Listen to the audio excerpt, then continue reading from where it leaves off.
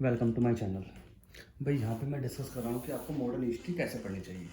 ठीक है, जब आप मॉडर्न हिस्ट्री की बात करते हो तो सबसे अच्छा तरीका है मॉडर्न हिस्ट्री के अंदर आप से आप टॉपिक वाइज डिवाइड कर दो फुल्ली, एकदम बहुत एकदम बिल्कुल डिटेल में से डिवाइड कर दो। और फिर आप ये देख लो कि किन टॉपिक के क्वेश्चन हर साल पेपर में ज़्यादा आते हैं और कौन से टॉपिक क्वेश्चन पेपर में नहीं आते। इससे क्या मिलेगा कि आपको मालूम ही पड़ जाएगा कि मुझे क्या पढ़ना है क्या नहीं पढ़ना। ठीक है, यही सबसे बेस्ट तरीका है। इसका सोर्स जो है विपिन चंद्र है, या आप एनसीईआरटी पढ़ सकते हो, कोई भी एक पढ़ लो, इसके अलावा पढ़ने की कोई ज़रूरत नहीं है।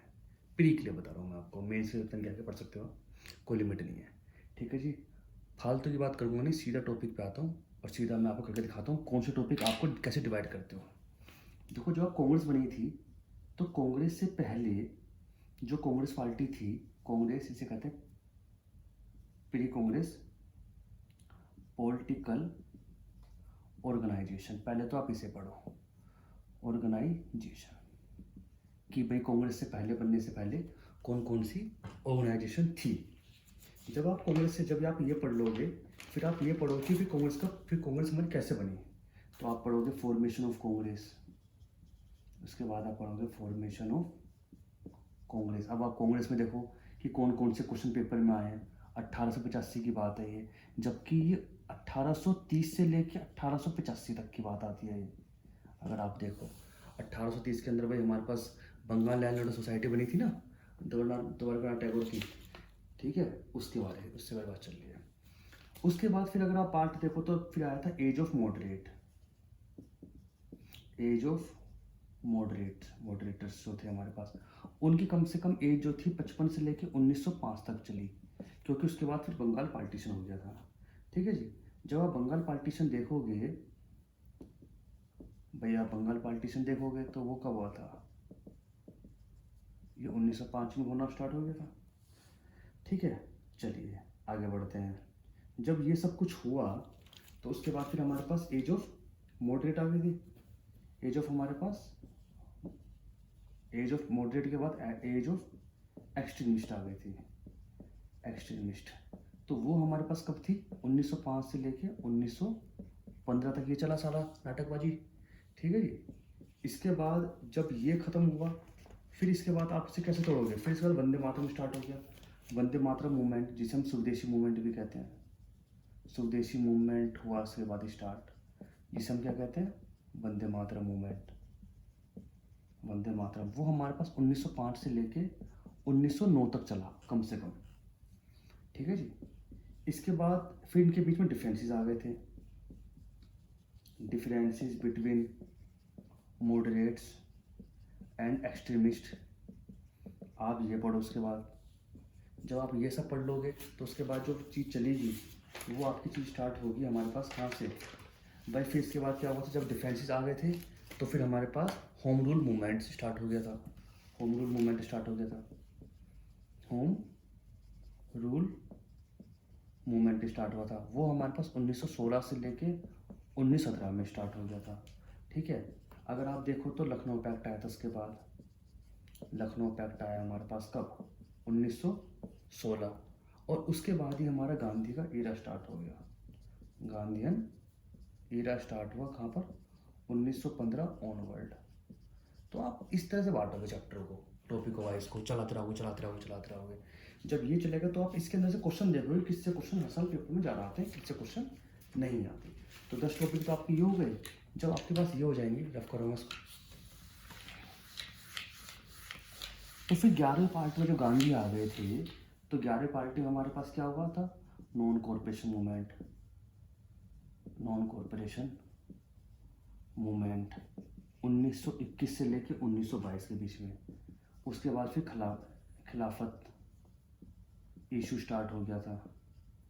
ठीक है जी, जब ये स्टार्ट हो गया तो नॉन कॉरपोरेशन मूवमेंट हमारा चलने लग गया था। फिर नॉन कॉरपोरेशन मूवमेंट को हटा दिया गया। तो आप इसके रिजल्ट देखो कि रिजल्ट क्या आए और उसका इफेक्ट क्या आया, किसका, non corporation non corporation movement का इफेक्ट क्या आया, ये इंपॉर्टेंट है। इसके बाद जब आप ये सब पढ़ लोगे तो आप 14 पार्ट में पढ़ोगे मोतीलाल नेहरू की रिपोर्ट, मोतीलाल नेहरू की जो रिपोर्ट आई थी।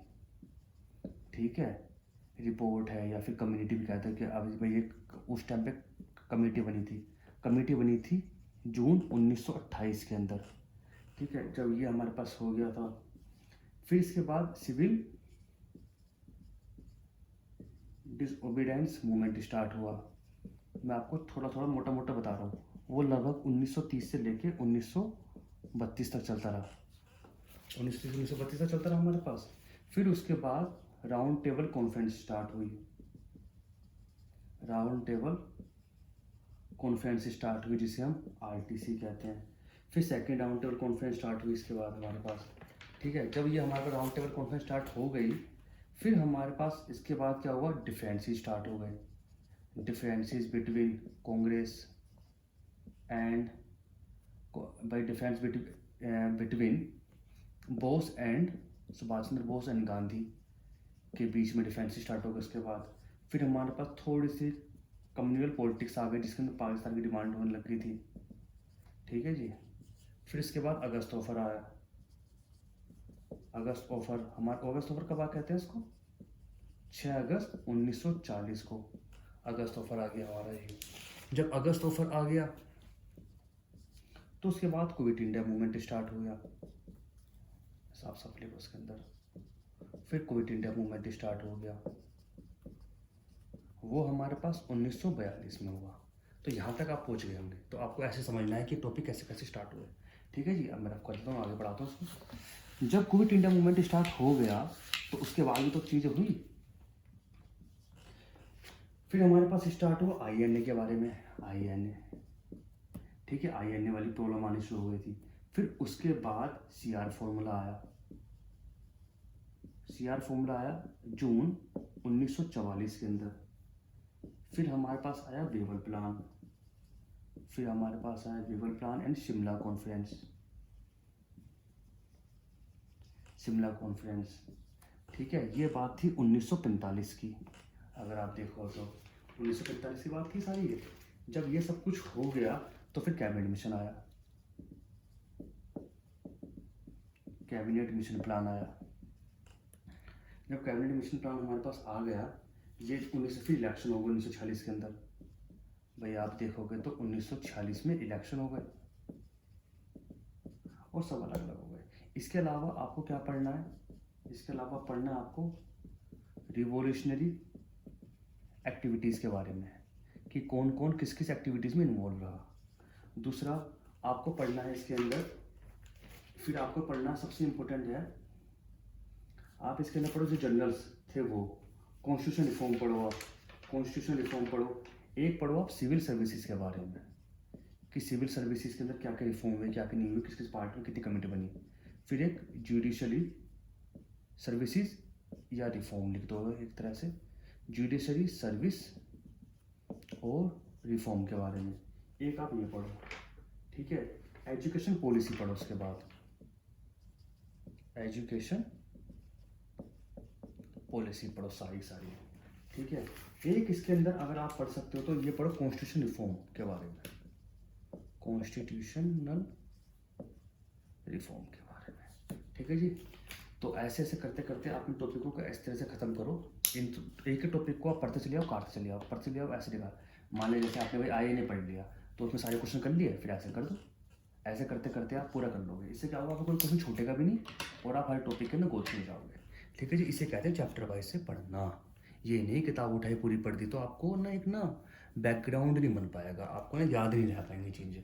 देखो पढ़ना ज़रूरी नहीं है, दिमाग में याद रखना ज़रूरी है। अगर आप इन तीनों को लाइन बार नहीं रखा पाए ना तो पढ़ना बेकार है आपका, ठीक है। पेपर में इस तरह क्वेश्चन पेपर में आएंगे जब आप देखोगे तो, ठीक है जी। Thank you for the watching.